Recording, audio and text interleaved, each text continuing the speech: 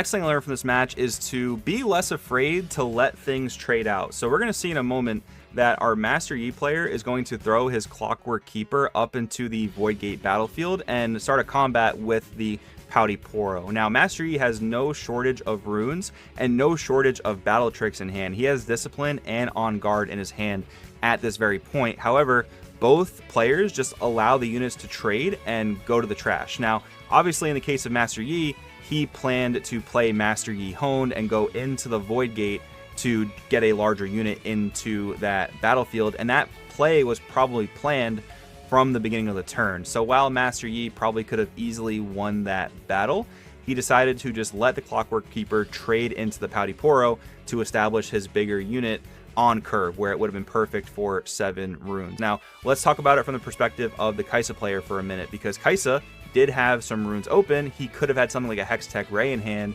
to just immediately answer the Clockwork Keeper. If he had did that, his opponent's Master Yi Honed still would have came into that battlefield and won the battle regardless. So you can almost think of it there as like a waste of a Hextech Ray or a waste of mid-battle interaction. I think that play would have been much worse if the Kai'Sa player had tried to answer the Clockwork Keeper in that specific battle, especially because the Yi player had all the runes available and all of those battle tricks are reaction speed. So the Kai'Sa player can use Hextech Ray to try to target the Clockwork Keeper in that scenario, and then the Master Yi player could have just responded with On Guard or Discipline and get out of that anyway. So definitely would have been a misplay if the Kai'Sa player tried to interact, but very, very interesting and smart on the Yi player for actually not jumping the gun and not really trying to win a battle that he didn't have to try to win.